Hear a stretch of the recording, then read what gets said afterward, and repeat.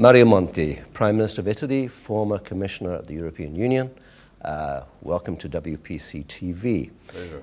Let me ask you not about Italy, because I'm sure that's can be quite a sensitive subject, but about the euro crisis.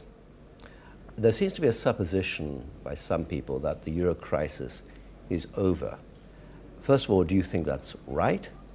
And secondly, whether it's right or wrong, what do you think the lessons are from the euro crisis? The euro crisis, in my view, is over as regards the most visible financial manifestations of it. I hope and I believe it is over.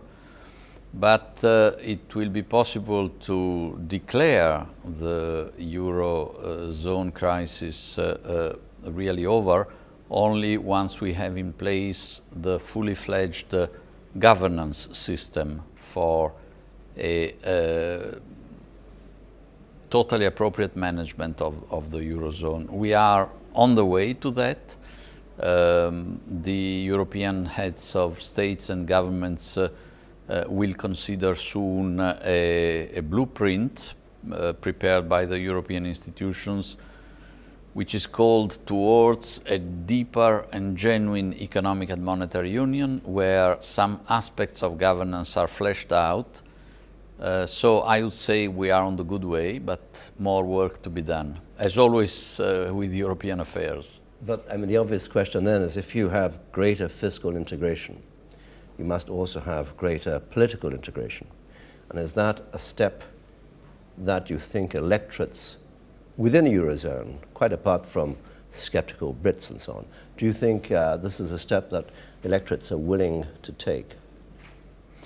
To some extent, more political integration has already taken place as a response to the crisis. For example, now each national government has to submit its draft budget for the subsequent year first to the European institutions in Brussels, and only then, after a check for consistency, to its national parliament. Isn't this already some erosion of national sovereignty, some step towards political union? But I think we should have a wider and deeper debate on how to update the systems of our democracies in Europe to the fact that more central decision-making for some aspects, not for all aspects, is going to be necessary.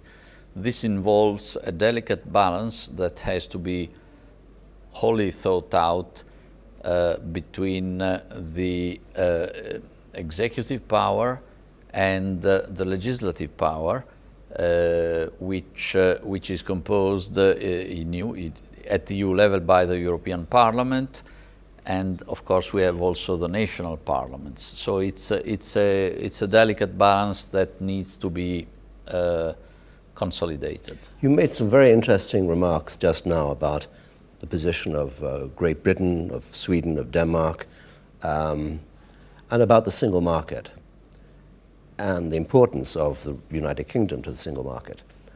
If you go beyond the euro crisis, and let's say look 5-10 years ahead, how do you see the European Union existing, and in what sense would the single market have changed?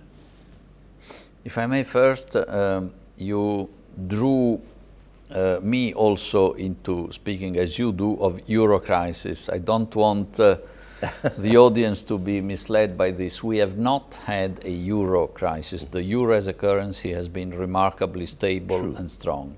We have had a fiscal and banking crisis within the eurozone.